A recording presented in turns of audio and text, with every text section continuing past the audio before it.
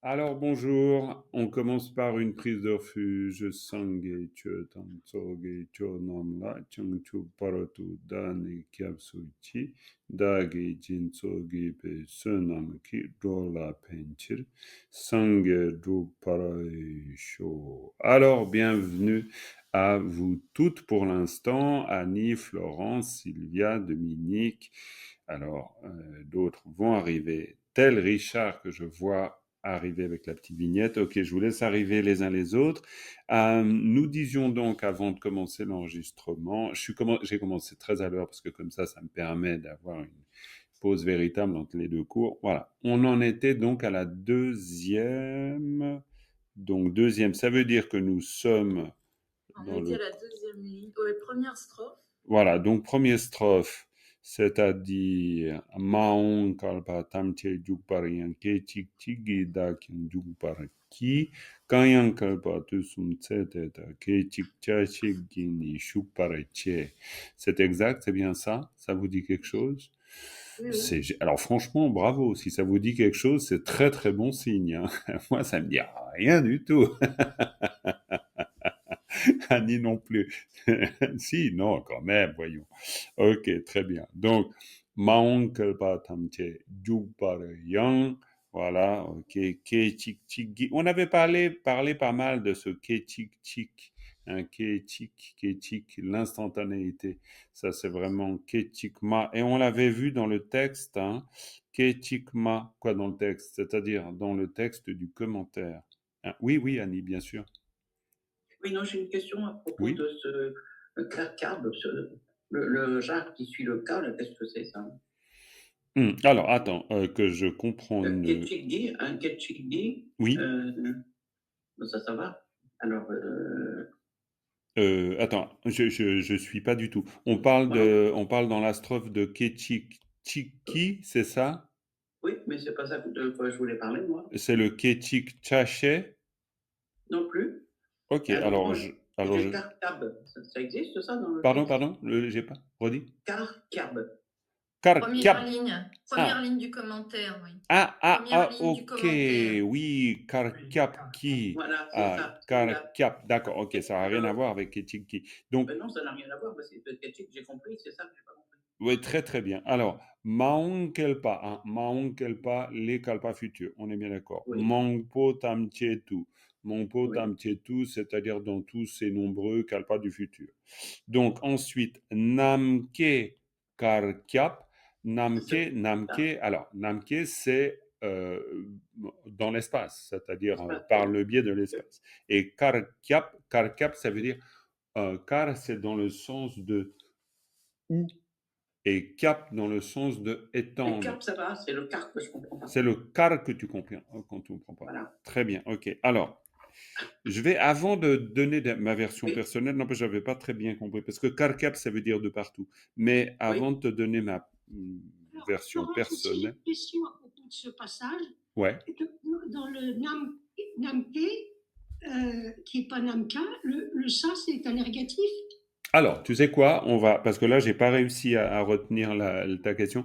On va y aller point par point. D'abord, le car.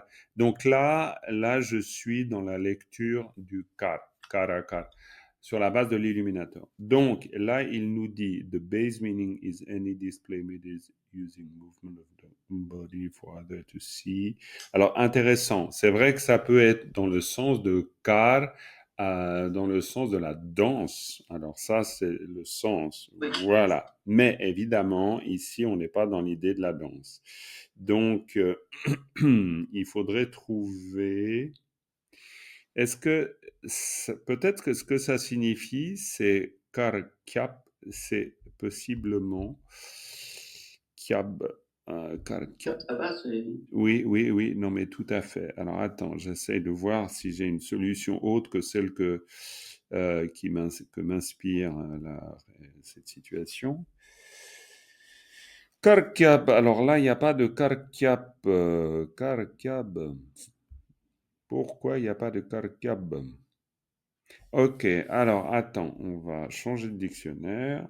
Je vais changer de dictionnaire. Je vais trouver un autre dictionnaire. Mighty Button. Alors là, vous le verrez moins bien parce que c'est très petit. Namka Karkap Gisemchen. Bon, alors, évidemment, ce que je vous dis est juste, c'est confirmé par le dictionnaire. Jusque-là, très bien. Malheureusement, j'arrive pas à vous le zoomer, donc vous ne le voyez pas très très bien. Peut-être que, attendez, peut-être que je pourrais faire ça. Le copier, oui, ok. Donc, je vais revenir là. On va faire comme ça. On va prendre une petite note, ok, et je vous le colle. Voilà, ok, très bien. Alors, ça vaut ce que ça vaut, mais ça permettra de comprendre un peu quelque chose. Ok, donc ça, très bien. Ça, c'est la définition du dictionnaire. Namka Karkyap Gisemchen. Alors, pour eux, c'est les êtres autant que as many as filing the sky. Il y a autant d'êtres qu'il est possible comment dire ça? Il y a autant d'êtres que l'immensité du ciel. C'est vraiment l'idée. Alors, l'idée, c'est quoi? Oui. Non, mais le problème, c'est que je trouve pas le car tout seul. C'est pour ça que l'expression, je la comprends, mais c'est vrai que si je regarde dans le dictionnaire, je trouve pas. Alors, ça veut pas dire que vous allez pas trouver, hein. Il est Je possible. cherchais aussi, pas trop. Oui. Honnêtement, je sais pas quoi te dire parce que Karkab, moi, je peux le comprendre à la rigueur comme une espèce de contraction de kapar, c'est-à-dire d'un mot qui indiquerait le lieu. Mais Kiap, ça veut tellement dire qui s'étend, qui se répand. C'est pour moi qui se répand en tous les lieux d'espace, de l'espace, mais j'ai pas de meilleure formule. Et je peux pas t'expliquer, j'ai pas la... Non, malheureusement, je sais pas. Alors, dans Oui, le dictionnaire, c'est pas My Tibetan, c'est l'autre là, ouais, qui est à peu près pareil. mhm, Il y a car tout seul. oui, Et si on va sur Ranjung Yeshe, oui, il dit where, display, an emanation, a dance, ok, dancing, performing in ouais, place, where, ouais, drama, dance, display, très bien, whiter, where, ouais, ouais. deuxième point, whiter, where. Ouais, ben, voilà. Alors c'est pour ça que malheureusement je peux pas vous en dire plus que le dictionnaire. Le car dans le sens de où, oui, c'est ce que je comprenais sans regarder le dictionnaire. C'est fou, c'est génial. Oui, je c'est comprends une localisation en quelque sorte. C'est une localisation, ça c'est certain. Voilà, mais plus je sais pas. Oui, Mais c'est une ça, localisation. Oui, je pense de toute façon c'est à comprendre comme une localisation. Peut-être est-ce que c'est, encore une fois, une contraction de kapar ou de... Bon, bref. D'accord, merci. Voilà. Alors là, on peut revenir à notre Ketchigma. Oui. Ta question, Oui, alors ta question, Florence, bien sûr. c'est Namke. Mais Alors, l'espace, c'est Namke. tout ça. Oui, alors, Est-ce que Namke. le ça, c'est un négatif? Alors, on pourrait dire... oui. À remplacer le A? Non, je comprends bien. C'est tellement vu comme une formule en soi que c'est difficile de la saucissonner à ce point-là. Mais on peut le comprendre en revenant au sens de la fonction causale de l'ergatif. Pourquoi la fonction causale? Parce que c'est, on pourrait dire, en l'espace. J'ai de la peine à vous expliquer ça, hein. C'est une expression. Pourquoi l'ergatif dans cette histoire? Évidemment, c'est pas l'espace qui fait quelque chose au sens littéral. Ça, je pense pas. Maintenant, par le biais de, on pourrait dire une étendue qui se déploie par le biais de l'espace, parce que c'est en l'espace. Euh, dans le sens où cette assemblée des êtres, elle s'étend en rapport à l'espace. Alors, un peu comme si c'est l'espace qui lui donnait son étendue. C'est la seule explication que je peux vous donner. Mais je suis même pas sûr que ce soit la bonne. Mais elle n'est pas fausse, par contre, évidemment, vu que c'est en l'espace ou par le biais de l'espace que cet étendu s'étend. C'est une redondance en français. Mais on parle bien d'une étendue des êtres. Disons, l'idée clé, c'est quoi? L'idée, c'est qu'on a des êtres, on a une assemblée des êtres, et que ces êtres, cette assemblée-là, elle s'étend en fonction de Là, l'espace. c'est pas les êtres, hein, c'est les Jikten. Oui, excuse-moi, c'est parce que c'est parce que l'expression en général, c'est de parler de l'assemblée Oui. des êtres qui s'étend d'une manière équivalente à l'assemblée des mondes.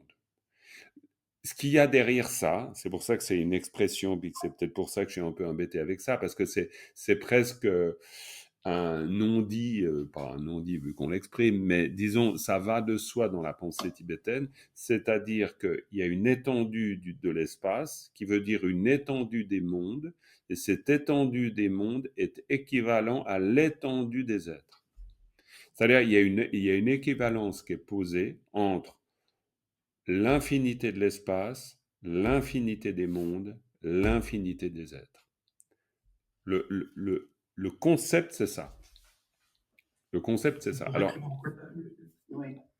le rôle adjonctif, alors, parce que j'avais noté que la particule ça pourrait avoir le rôle adjonctif, c'est-à-dire qu'il y a deux propositions et on les adjoint. Hein. Là, magnifique, tu me sors du mauvais pétrin dans lequel je suis en train de me dépatouiller. C'est certainement ça, ça peut être ça. C'est pour ça que vous aurez tout autant peut-être de ressources, peut-être pas tout à fait complètement, mais en tout cas suffisamment de ressources, c'est parfait. On retrouvera de toute façon une forme d'explication dans des traités de grammaire, tels que le clair miroir. Oui, alors adjonctif, ça va très bien. Moi, disons, là où j'utilise mon expérience, c'est dans l'expérience vivante de la traduction des enseignements. Et il est bien clair que là, dans ce domaine, tout le temps, on revient à ces trois équivalences, c'est-à-dire trois infinités qui se valent. Et c'est pour ça que, immédiatement, quand on voit Namke Karkab Gijikten, que ce soit Namke Karkab Gijikten ou Namke Karkab Gisemchen, c'est pareil. Dans le concept, c'est pareil. C'est soit les êtres qui sont en nombre infini aussi vaste que l'espace, soit c'est les mondes qui sont infinis en nombre aussi vaste que l'espace. Parce que c'est ces deux choses qu'on veut dire. On veut dire que l'espace est infini et que donc de ce fait, ça c'est le prémisse. Mais c'est d'ailleurs très intéressant comme idée. Le prémisse, c'est l'espace est infini.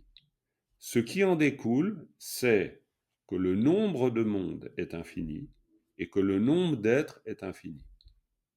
Ça, c'est l'idée clé. Donc c'est pour ça qu'après, dans l'usage, et c'est pour ça que je réagis de cette manière, parce que moi, quand je vois Namke Karkab Gijikten, immédiatement, ça appelle cette infinité des mondes. Mais si c'était Namke Karkab Gi Semchen, ça appellerait l'infinité des êtres. Mais le principe est le même. Voyez-vous? Ok. Bon, voilà. Alors après, faut trouver la bonne mesure. C'est-à-dire, gratter dans tout ça, c'est très très bien. Mais après, et ça, c'est pas pour m'en sortir facilement, on est bien d'accord. Mais ce qui est important, c'est de pouvoir idéalement retenir l'expression. C'est-à-dire, Namke Karkab Gijikten. En comprenant bien que vous changez Jikten par Semchen et vous obtenez la même idée. Ça, il n'y aura que l'expérience qui fait que vous allez voir ça un certain nombre de fois dans des commentaires, ou vous l'entendrez d'ailleurs dans des enseignements oraux, et puis voilà, parce que c'est vraiment une formule. Hein. C'est une formule qu'on retrouve dans des strophes, etc. Okay. Oui, on avait compris bien l'idée, mais le problème, c'était la grammaire. Quoi. Mais tu as complètement raison, Annie. Mais là, c'est vrai que moi, je bute à des moments. Quoi. Il y a vraiment des choses trop fines que je ne comprends pas. Quoi. C'est-à-dire, je les comprends, mais je ne peux pas vous les expliquer. Je n'ai pas le moyen.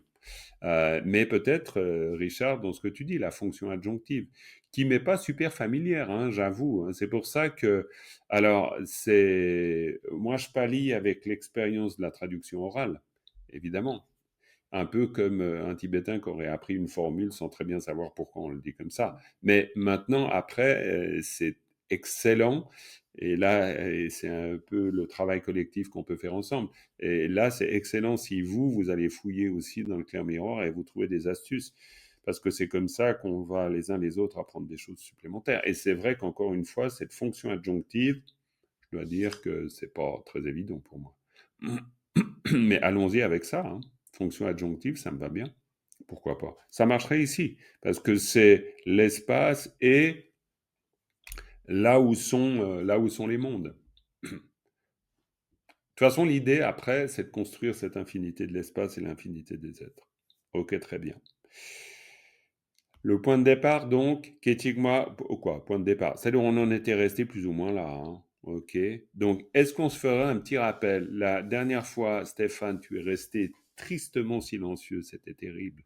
Je suis conscient de l'épreuve. Permets-moi de te taquiner.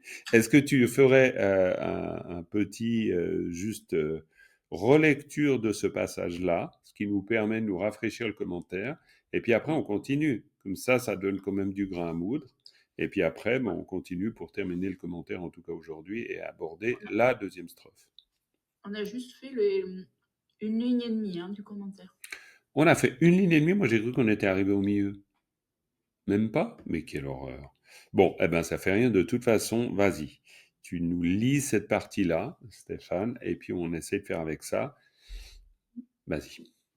Deong, Mangpe Kelpa Mangpo Tanchetu, Très bien. Namke Karkab Kijikten Namsu, Parfait.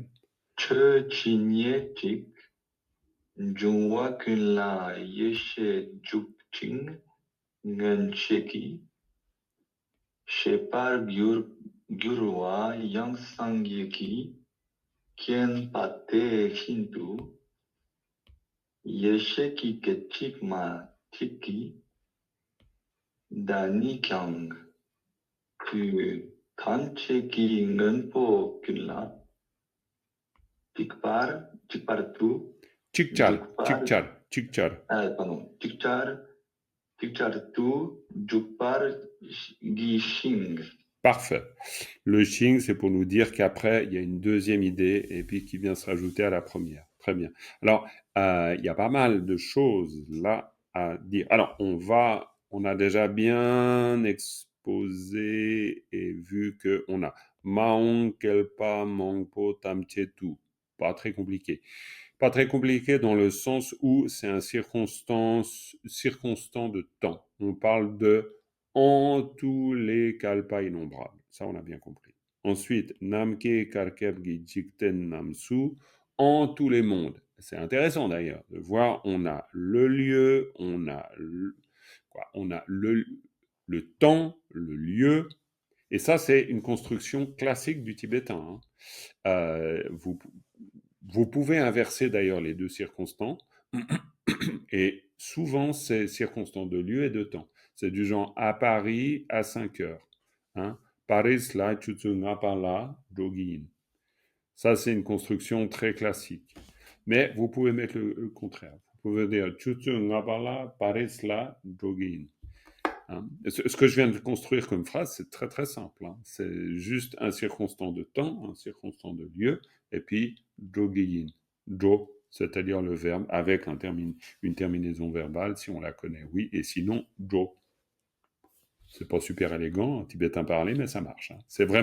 C'est très simple, c'est vraiment 3 blocs, hop, temps, lieu, et puis verbe, action. C'est vraiment très simple. Ok, donc là on a le temps, là on a le lieu, ensuite. Che Chinye Chik Jongwa Kunla. Ça, c'est une idée. Donc, quand tu lis cette idée, Stéphane, ça te dit quoi? Che Chinye Chik Jongwa Kunla. Quels que soient les phénomènes, ouais, Tchotchignétique, c'est pas évident, quels que soient les phénomènes, aussi nombreux que, ouais, moi j'avais trouvé quels que soient les phénomènes, et après le Jungwa Kunla, j'ai un peu de mal. Oui, alors Juwa... Surgissement, quoi. Oui, surgissement, qu'on peut comprendre comme la manifestation. Alors, soit des phénomènes, a priori ça peut être les phénomènes, ça peut aussi être les dharmas dans le sens de les enseignements, faut voir, hein, parce que si les Bouddhas ensuite donnent des enseignements, ça peut être ces enseignements. De toute façon, la confusion, elle est presque volontaire. On est d'accord, on a déjà vu ça souvent. Pourquoi volontaire? Parce que Chö, c'est les dharmas, et Chö, c'est le dharma dans le sens de l'enseignement, mais l'enseignement porte sur la nature des phénomènes. Donc ici, dans ce contexte, on pourrait se dire que on traite de la même manière les deux. On verra bien. Ça, c'est pas très important, mais effectivement, Chö Jinye Chik Jungwa Kun là, Jungwa Kun, c'est une idée. Ça veut dire c'est tout le surgissement.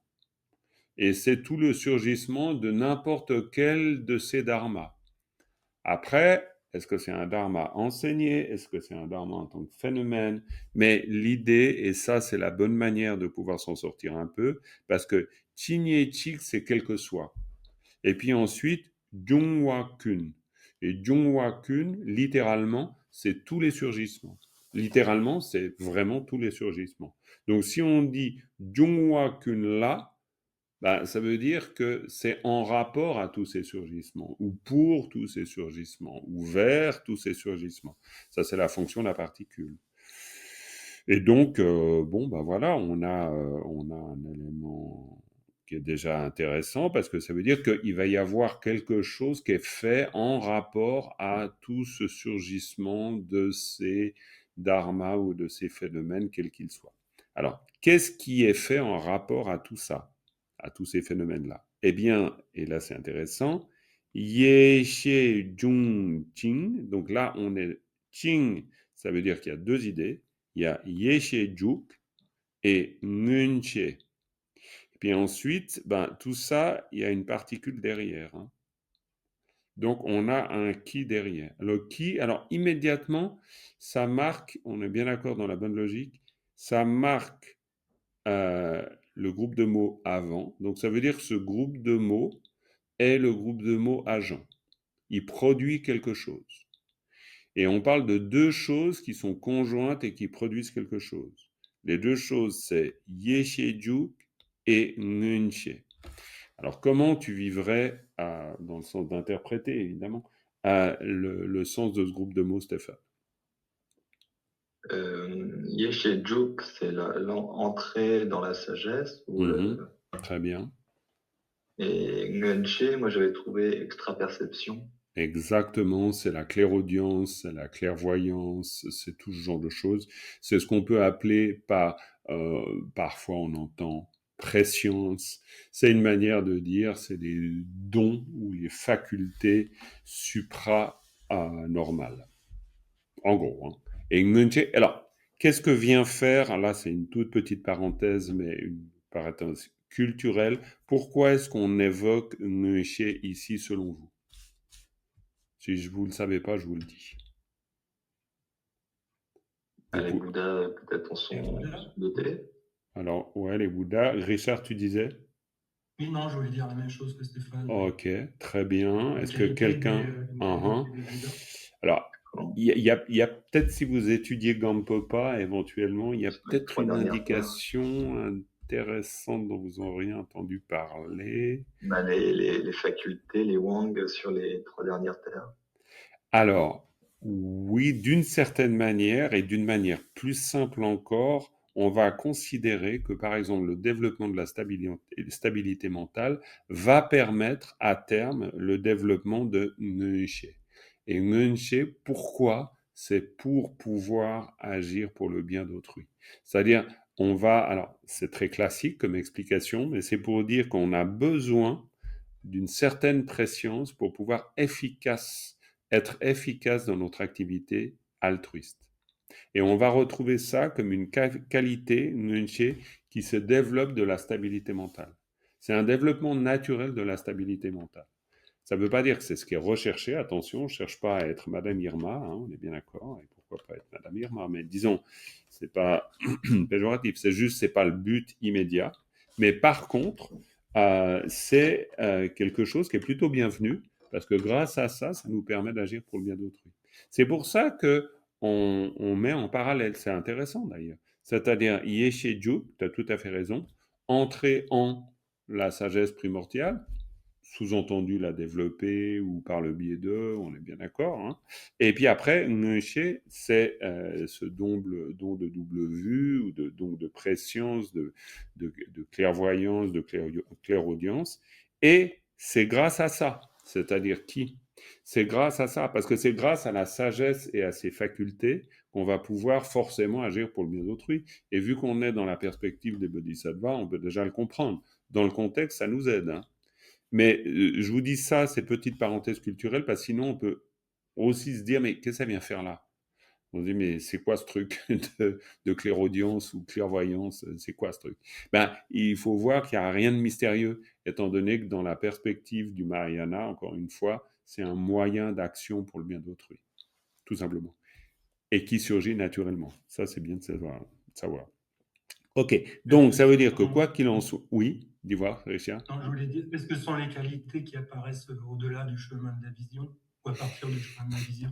Complètement. Là, vous êtes peut-être même beaucoup plus précis que moi là-dessus, parce que vous êtes soit en train de l'étudier, je dois dire que j'ai pas toutes les caractéristiques de ça, mais évidemment, c'est vu comme ça. C'est-à-dire qu'au fur et à mesure des qualités éveillées, et donc des terres, donc les fameuses bhumis, donc réalisation de bodhisattva, que nous atteignons, eh bien, s'accompagne de facultés qui nous permettent d'agir pour le bien d'autrui. Parce qu'il n'y a de sens d'atteindre ces différentes bhumis que dans la perspective d'agir pour le bien d'autrui. On est bien d'accord. Sinon, il n'y a aucune raison. Donc, c'est clair. Donc, et grâce à ça, alors grammaticalement, hein, on voit bien, eh bien, Shepar Gyuruwa. Shepar Gyuruwa, comment tu comprends ça, Stéphane? Et les autres, quand je dis Stéphane, c'est parce qu'il a lu le passage, mais c'est tout le monde, évidemment. Hein. Shepar Gyuruwa, Gyuruwa. c'est une notion de transformation. Mm-hmm. Donc, moi, j'avais pris la phrase plus dans le sens, par les Bouddhas aussi qui sont devenus connaissants. Oui, mais tout simplement, oui, mais Shepar Gyur, ça peut être vu comme un auxiliaire classique. Hein. Dans une construction de syntagme verbal. Donc, Shepar Gyur, c'est savoir. Ça peut être aussi simple que ça. Hein. Savoir, c'est-à-dire Shepar Gyuruwa Yang, et puis alors le Yang, et aussi Sangeki Kienpa Teshintu. Et là, c'est intéressant parce qu'on a. Là, qu'est-ce qui est intéressant, c'est de voir qu'on a Shepa Gyurua, Yang c'est aussi, hein, c'est comme si ça se rajoutait. Ça se rajoute à quoi? Sangeki Kienpa. Sangeki Kienpa. Ça, c'est la Kienpa. Quand on dit Kienpa, c'est l'honorifique de Shepa. Donc, Kienpa, c'est pas par hasard qu'on parle de Sangeki Kienpa. On n'est pas dans un génitif, mais on est en train de dire les Bouddhas savent. Donc, on peut comprendre qu'on est en train de dire Shepar Gyurwa Yang Sangegi Kempa Teshintu, de la même manière que les Bouddhas savent et que nous accédons à la connaissance. D'accord? On peut le comprendre comme ça. Eh bien, Yesheki Kechigma Chiggi, alors là, c'est toute une idée en une seule. Hein. Quoi? Par un seul instant de sagesse. Exactement. Par le biais d'un seul instant de sagesse primordiale, complètement. Danikyan, là. Moi aussi, complètement. Tu tamche ngopo kunla. En toutes les choses de tous les temps.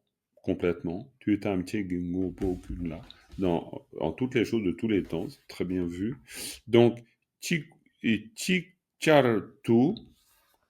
Instantanément. Par contre, comment tu veux dire? Instantanément. Instantanément. Chikchartu.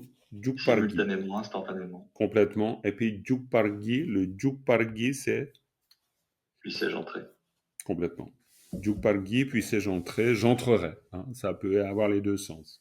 Ben, on est bien d'accord que très souvent, c'est utilisé dans une forme optative, comme dirait le clair-miroir, sans faire d'erreur, c'est-à-dire comme un souhait. On est bien d'accord. Mais Gi, c'est le verbe faire, hein, tout simplement.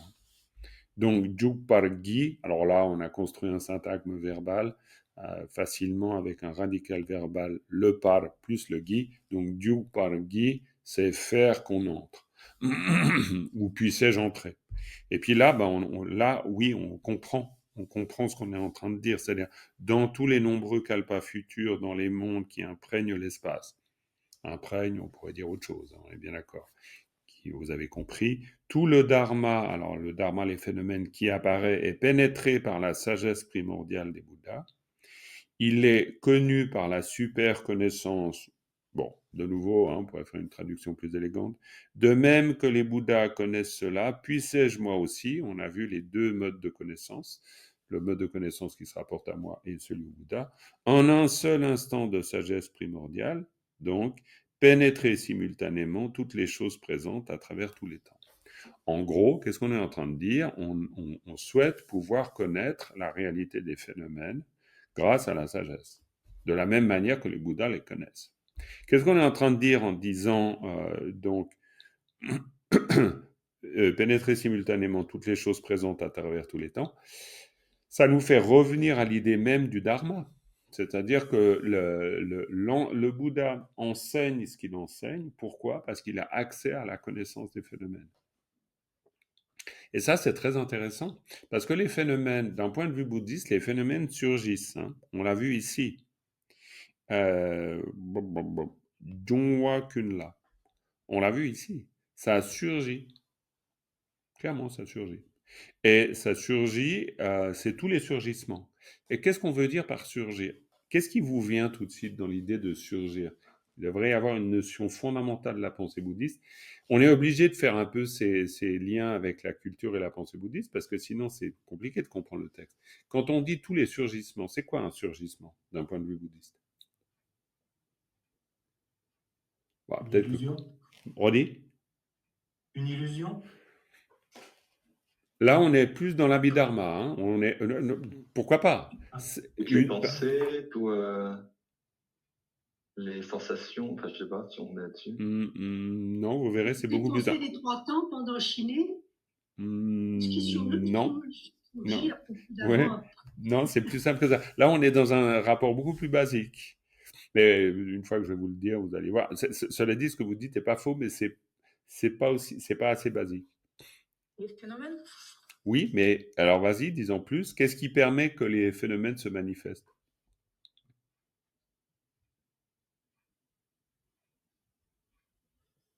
Une fois que je vais vous le dire, vous allez dire, ouais, bien sûr, c'est certain. Les causes et conditions? Oui, bravo, c'est exactement ça. C'est-à-dire que la connaissance d'un Bouddha, c'est quoi? C'est la connaissance des causes et conditions qui expliquent la manifestation des phénomènes. Et pourquoi je vous dis ça? C'est parce que quand on parle de la coproduction conditionnée, l'idée fondamentale de l'enseignement du Bouddha, la coproduction conditionnée, c'est quoi? C'est la compréhension du mode de manifestation des phénomènes. Quand est-ce que le Bouddha accède à la compréhension de la coproduction conditionnée? Dans la dernière partie de la nuit de l'éveil. C'est-à-dire que c'est le fin du fin de la réalisation. C'est extrêmement important. Dans le contexte, disons, quand on dit tout ce qu'on dit ici, c'est à comprendre dans ce contexte philosophique et historique-là. Très important. Donc ça veut dire que le fondement même de l'enseignement du Bouddha, c'est vouloir partager, et on est d'accord qu'il y a le fameux silence du Bouddha. Et c'est quoi le silence du Bouddha? C'est le grand doute qu'il a quant à la possibilité de faire comprendre aux autres le fin fond de sa pensée. Et c'est un doute quant à la possibilité qu'on aura, nous, les êtres ordinaires, de comprendre que les phénomènes se manifestent comme ils se manifestent, c'est-à-dire par le jeu des causes et conditions. Ce qui est extraordinairement compliqué à expliquer. Pourquoi? Parce qu'on a soit l'habitude de penser que c'est un agent extérieur ou une puissance qui fait que les phénomènes surgissent, ou alors le hasard. Et pour le Bouddha, non, c'est ni le hasard, ni une puissance extérieure, démiurge ou n'importe, qui fait que se manifeste le monde, parce qu'on ne parle pas d'autre chose que du monde, et du monde, des êtres, des pensées, etc. Donc la coproduction conditionnée, elle est à la base même, en termes familiers et modernes, on dirait, du logiciel du Bouddha. Le Bouddha ne peut enseigner ce qu'il enseigne hors de cette compréhension de la coproduction conditionnée. Et donc, pourquoi je vous parle de ça? Parce que quand on dit Jungwa Kunla, quand on parle de tous ces surgissements, c'est le surgissement des phénomènes. Et quand on parle de la sagesse, en disant moi aussi, où est-ce qu'on dit ça? C'est pas très loin. Tu Dani Kyang, moi aussi, puissais-je pénétrer par la sagesse la compréhension de la manifestation des phénomènes. D'accord? Donc, on a besoin de ce contexte philosophique-là pour comprendre ce dont on est en train de parler. Parce que sinon, on ne comprend pas c'est quoi cette histoire de manifestation des phénomènes. Et pourquoi on aurait besoin d'une sagesse qui comprenne cette manifestation. Donc, on a besoin de ça parce que c'est de cela dont il retourne. Ou dont il est question. Et on souhaite, et c'est là notre souhait, pouvoir nous engager dans cette connaissance qui connaît la manifestation des phénomènes. Pourquoi? Parce que ça, c'est la connaissance, c'est la prérogative des Bouddhas, que de connaître cela. Oui, Annie? Est-ce qu'on peut dire qu'à l'inverse, le hasard, c'est la manifestation de notre ignorance des causes? C'est la manifestation de, j'ai pas capté la fin. De notre ignorance des causes. C'est très juste. C'est très juste. Et on pourrait complètement mettre dos à dos le hasard et le démiurge. Pourquoi? Parce que c'est une manière, Ken Wilber, il le dit très justement dans un livre passionnant, où il dit c'est le oups. C'est-à-dire le oups, c'est soit oups, ça a été créé, on ne sait pas pourquoi, soit le oups, c'est le hasard. Et pour le Bouddha, c'est une hérésie. C'est-à-dire que non, c'est pas possible. On ne peut pas invoquer ni le hasard ni le démiurge pour dire la manifestation des phénomènes. Et c'est pour ça que le cœur de la sagesse, le cœur de la coproduction conditionnée, c'est le cœur de la pensée du Bouddha. Et c'est pour ça qu'il y a un sutra, le sutra de la pousse de riz, on étudie ça avec le groupe type 2, qui traite de ça et qui est extraordinairement profond. Alors, on en parle dans le groupe type 2 d'une manière surtout grammaticale, on est bien d'accord, on voit des petites choses, mais le cœur de ce sutra, c'est l'explication de ça, et c'est très très profond. Donc voilà, oui, mais tu as complètement raison, le hasard, c'est l'ignorance des causes et conditions. Complètement. Très bien, on a vu une belle partie. Est-ce qu'il y a des questions? Je pense que c'est assez clair, non? Pour vous toutes ou tous ou pas? Ouais, il me semble, plus ou moins. Bon, on est d'accord, mais on a quand même vu... non, mais ensemble, on est toujours plus intelligent et efficace. Ensemble, on y arrive. On a la possibilité de rentrer un peu dans ce commentaire. Ce serait intéressant, je suis en train de me demander, faudrait que je vous trouve un commentaire, ça doit exister, un commentaire contemporain du Sanctum L'âme. Parce que ça, c'est un commentaire classique. Donc, il y a plein de références de ce genre. Il faudrait que je regarde s'il y a un commentaire d'un auteur contemporain, c'est possible. Et ça pourrait être pas mal. Pour voir comment lui, il explique les choses, ce commentaire. Est-ce que le commentaire de Sharmapa était en anglais ou... Malheureusement, alors là, forcément, j'y ai pensé déjà, c'est que non, il était en anglais. Donc, il n'y a pas de version tibétaine du commentaire. Et c'est bien dommage, parce que ce serait intéressant de voir. Il faut regarder peut-être du côté de Sangyen Yenpa Rinpoche, qui écrit beaucoup de commentaires tibétains contemporains. Très intéressant d'ailleurs. À voir. Bon, en attendant, on peut poursuivre. Alors, qui veut poursuivre? Deuxième partie.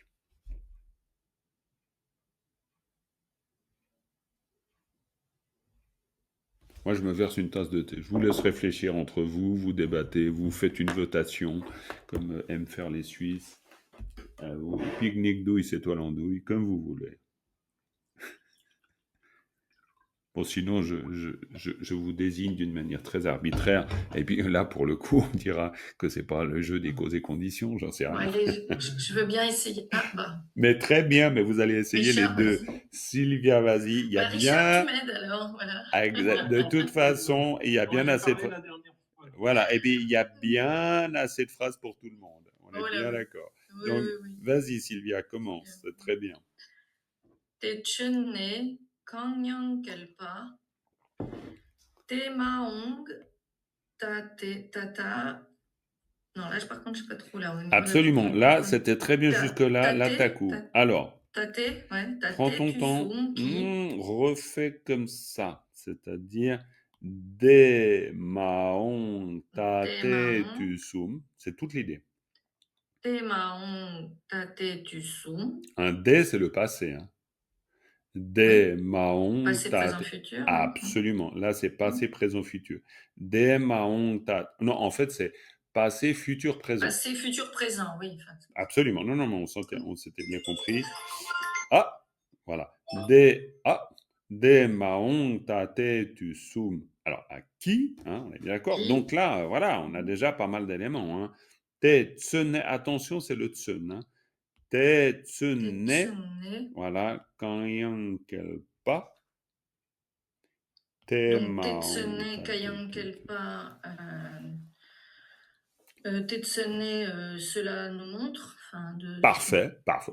Très, très bien. Très, très Cela bien. nous indique. Tel que cela est illustré Voilà. par, hein, mais cela nous montre, ça va très très bien. Tsun, c'est dans le sens de montrer, d'illustrer. Hein. Donc, te tsunne, c'est vraiment à prendre comme un bloc en soi. Te tsunne, très bien. Et kanyang kelpa?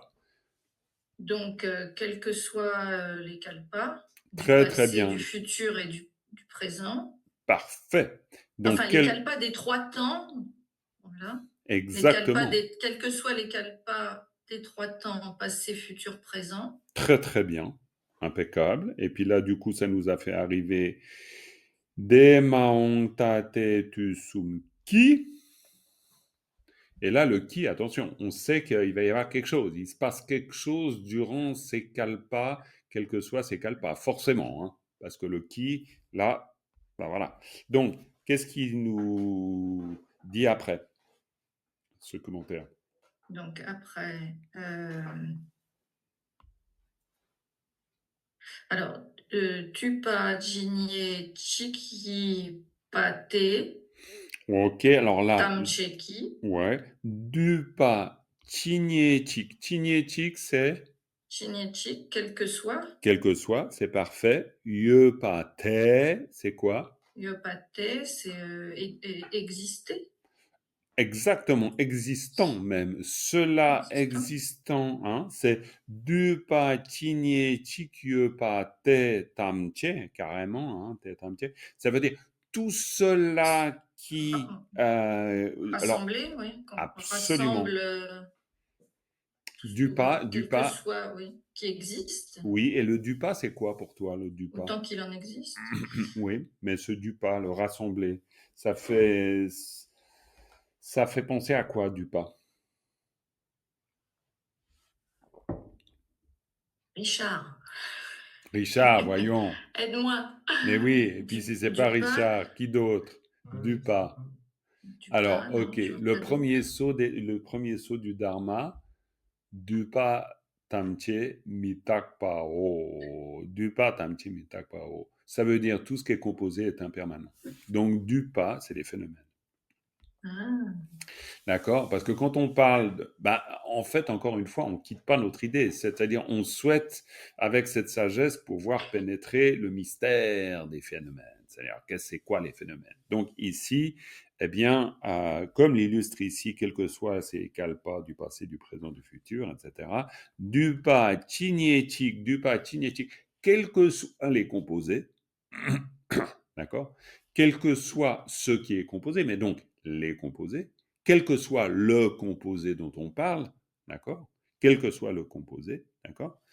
Tinétique, yepate, hein, qui existe, quel que soit le phénomène composé qui existe, c'est bien ça.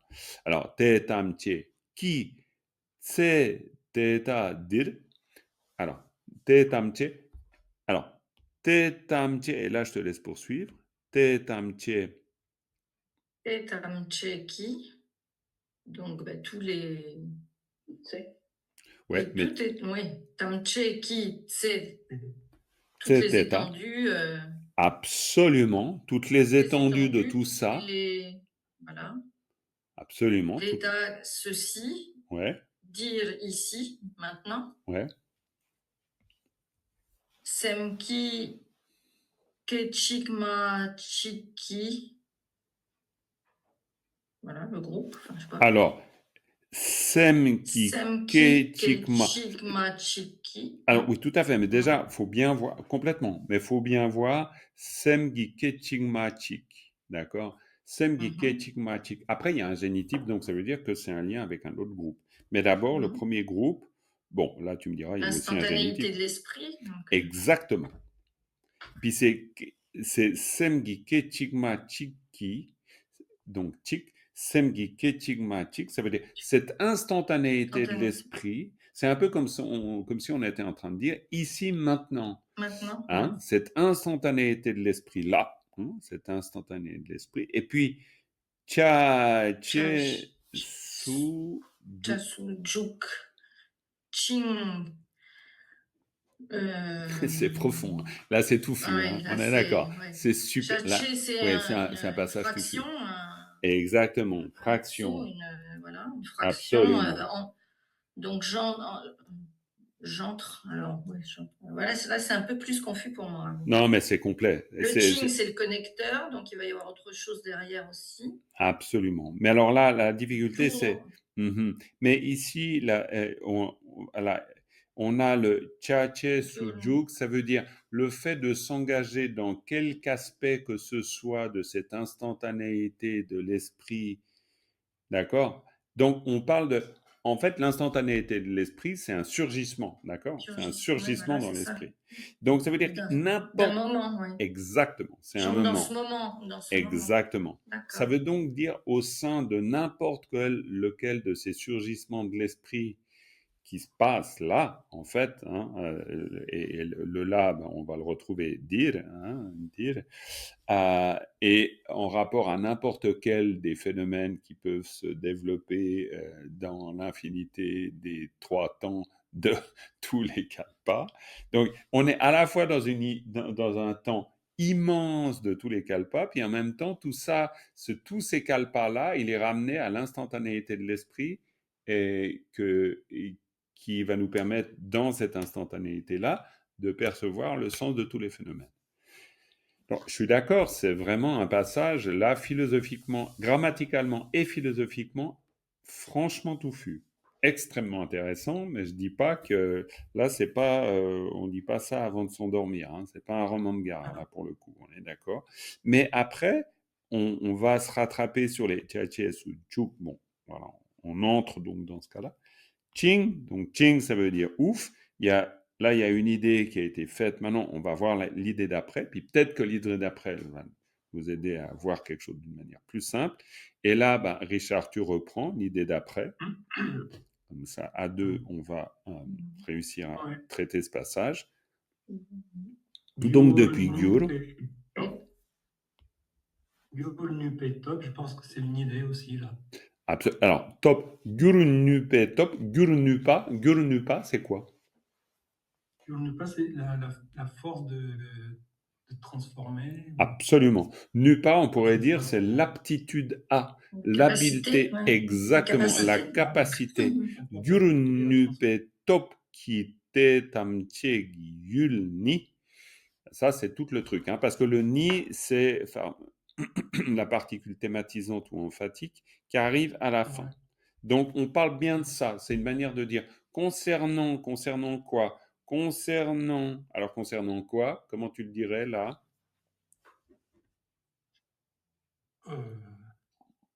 Je n'ai pas compris la question. Concernant la capacité de transformation.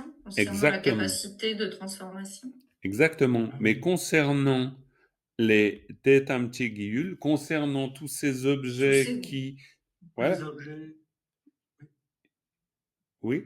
Concernant... Alors, les objets... Qu'est-ce que veut dire objet ici, hein? Là, je vous aide dans cette histoire parce qu'évidemment, c'est... Yul, c'est quoi? Tous les domaines. Tous les domaines. Ou pas faux, mais encore une fois, on doit être dans l'autre. Là, on est en même temps, c'est compliqué, puis en même temps, on est dans une compréhension très basique Abhidharma. Hein. Pourquoi? Parce que Yul, c'est quoi? En fait. Bravo, c'est les objets de connaissance. Parce que les objets de connaissance, ça veut dire ce qu'on perçoit. Et pourquoi j'y pense? Parce qu'avant, on a semgi, kechigma, chigi, chache, su, jukching. Ça veut dire que nous, on s'engage dans les objets. D'accord? Quand on perçoit un objet, c'est les consciences d'engagement. Hein, Philippe Cornu parle, et il a raison, de conscience d'engagement. Pourquoi conscience d'engagement? Parce que, oui, on s'engage. C'est-à-dire la conscience, elle s'engage dans son objet. Elle perçoit l'objet, hop, elle s'engage dans l'objet. Et elle s'engage. Avant, il y a quelqu'un, je ne me rappelle plus, c'est Florence qui a parlé d'ignorance. Très intéressant. La plupart du temps, nous, comment nous nous engageons dans les objets perçus par les consciences? Par le biais de l'ignorance. Ok? Donc ici, le souhait qu'on fait, c'est quoi? C'est de pouvoir s'engager dans les objets, non pas par le biais de l'ignorance, mais par le biais de la sagesse. Mais on est dans du basique. Le basique, c'est quoi? Le basique, c'est une conscience qui perçoit des objets. Jusque-là, pas de problème. Mais simplement ici, le souhait qu'on va faire, c'est qu'on puisse s'y engager d'une manière la plus sage possible dans cette compréhension des phénomènes. Non pas d'une manière erronée. Ça, c'est tout le... Voilà, on est bien d'accord. Donc, Yul, ça c'est important. Donc, concernant ces objets, tous ces objets, un Tetamtegi Yul, c'est tous ces objets. Et tous ces objets, et là on a Gurnupe Top Gi Tetamtegi Yul, c'est tous ces objets qui, alors ça, déterminant déterminé, ça veut dire tous ces objets sont déterminés par cette force du pouvoir de transformation. Donc, c'est tous les objets, comment dire, tous les objets résultant de la force de transformation, en gros. C'est-à-dire, c'est tous les objets qu'on perçoit.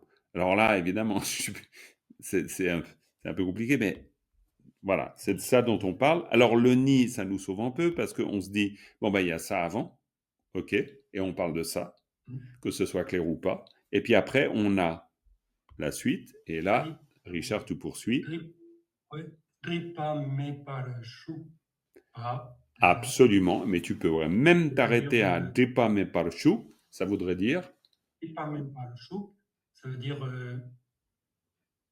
être dans l'absence de voile. Absolument. Dans l'absence de voile. Absolument. Et être dans l'absence de voile par rapport à ces objets, on est bien d'accord. Par rapport aux objets. T'es d'accord?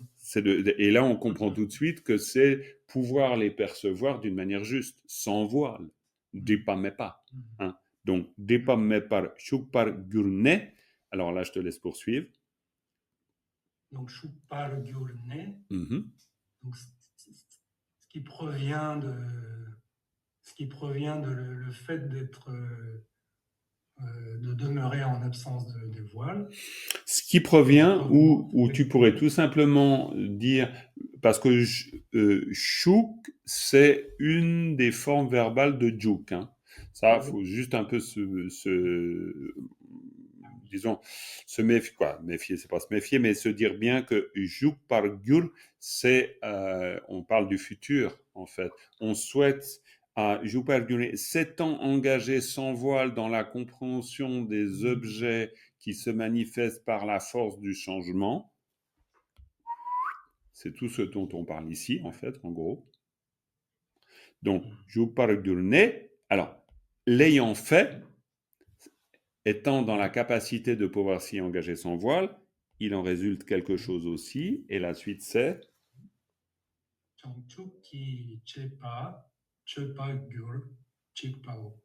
parfait. Et qu'est-ce que c'est? Changchuk qui chepa, c'est l'activité éveillée. Parfait. L'activité de l'éveil. Et chepa gyur, puissais-je pratiquer oui. Puissais-je agir? Parce que chepa gyur, c'est l'action. On souhaite développer cette action éveillée, d'une attitude éveillée. Et là, alors là, c'est un passage extraordinaire de ce commentaire. Pourquoi? Parce qu'on voit bien le sens qu'on donne à l'action éveillée. L'action éveillée, c'est celle qui se fait Dripa me par dur. Dripa me par chuk. Hein? C'est celle qui se fait sans voile.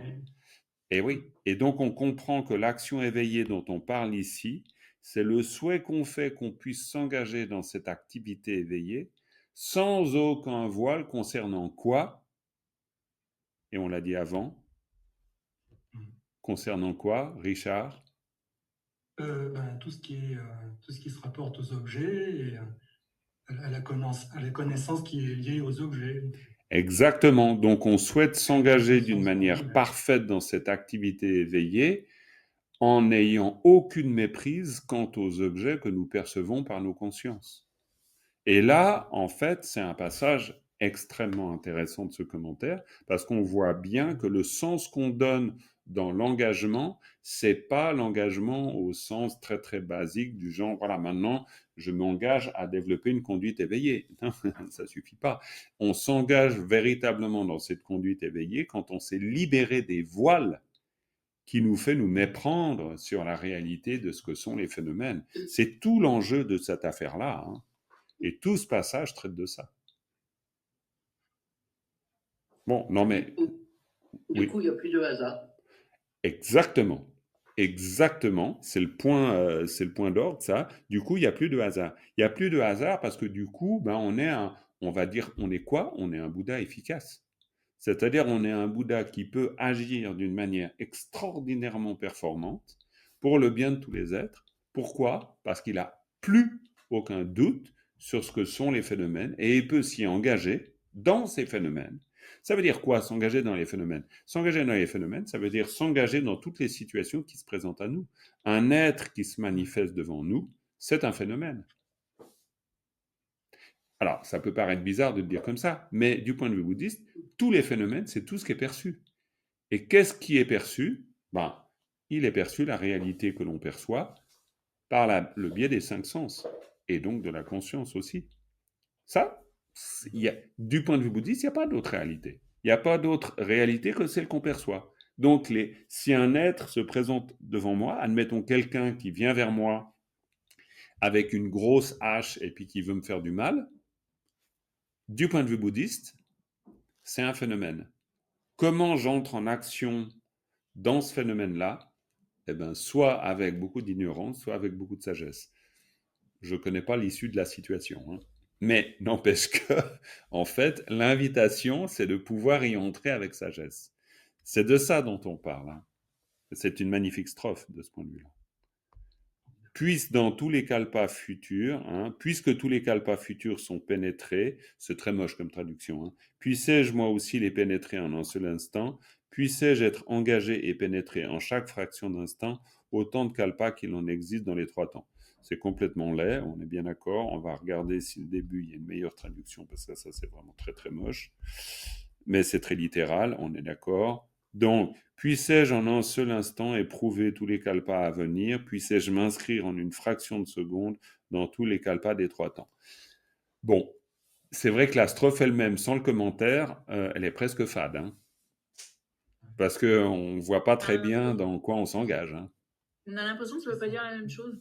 Complètement. Oui. Là, complètement. on parle de kalpa, d'instant, etc. Alors que dans le commentaire, c'est pas ça, quoi. C'est-à-dire, c'est pour ça que le problème, c'est pas vraiment un problème, mais c'est parce que le contexte de la strophe, dans tous les kalpas futurs également en un seul instant, moi aussi je pénétrerai, et aussi la durée des kalpas des 3 temps, en une fraction d'instant, j'y entrerai de façon accomplie. Qu'est-ce qu'on veut dire par pénétrer les kalpas? Pénétrer les kalpas, c'est s'engager dans le monde. En fait, tout simplement. Et si on comprend ça, on commence à comprendre la notion induite de la strophe.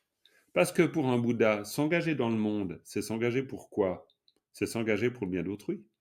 Donc, il s'y engage avec conscience, avec sagesse, avec efficacité. Et c'est de ça dont on parle, en fait. Mais je suis d'accord, hein, c'est pas simple, hein. Après, on a la deuxième strophe, et on travaillera la deuxième strophe la prochaine fois, mais bon, c'est passionnant, hein, mais c'est sûr qu'il faut décrypter un peu. Mais encore une fois, pas panique, hein, pas de panique, on le fait à notre niveau, on apprend des choses petit à petit, on apprend à se débrouiller dans ces histoires de commentaires pas si simples. Et puis je vais regarder assez rapidement d'ailleurs si je trouve un commentaire contemporain, ça pourrait être intéressant. Et puis, voilà, on a après la strophe. Florence, veux-tu la lire?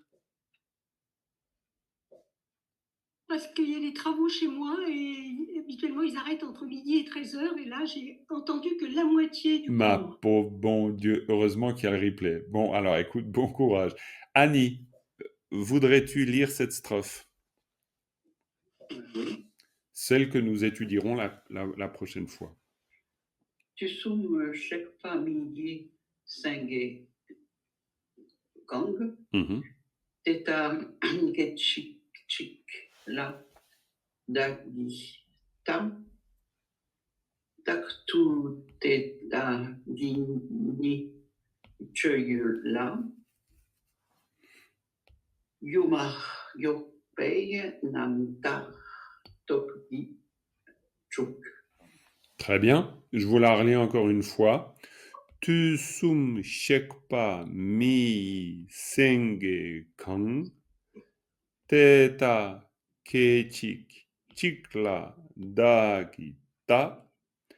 Taktu teta gini chuyula.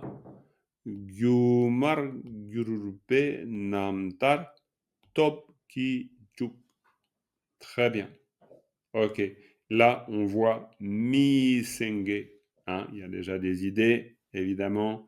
Teta, ke chik chik. On a déjà ça. Tu sum shekpa.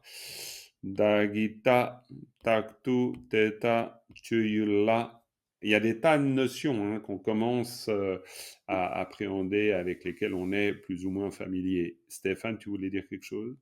Est-ce qu'on dit mi sange kang ou mi senge? Excuse-moi. Kang Mi teta. senge. Kang teta. Kang teta, pourquoi kang teta? Parce qu'en fait, le kang, souvent, en fait, on le met au début quand on dit kang yang kelpa. Ah non, mais là, ça marche aussi. Avant. Senge kang, c'est quels que soient les Bouddhas. D'accord, parce que je me disais, comme on le met toujours avant, ça veut dire que ce serait le kang teta. Non. Mi senge kang. C'est vraiment mi senge kang. C'est che kang. Si tu dis che kang, même en tibétain parlé, che kang, alors c'est un style un peu particulier, mais si tu dis che kang, ça veut dire quels que soient les phénomènes. C'est très ramassé comme manière de dire. Donc quand on dit mi senge kang, c'est quels que soient ces Bouddhas qui sont des lions parmi les hommes. Souvent, on le mettait avant. Complètement.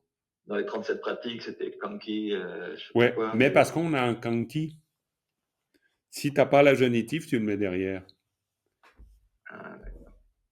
Mais là, on n'a pas de génitique, on fait Kangyang Kelpa.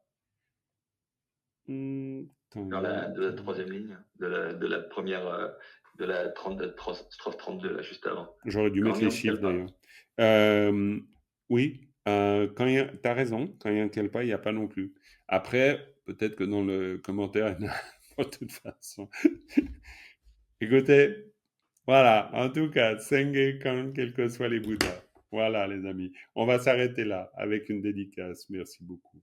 Sonam Diye Tamche Zingpani Tomne Nyepe Dranam Pamjen Kega Nachi Balab Trukpayi Sipe Tsole Dowa Dolwarai Sho.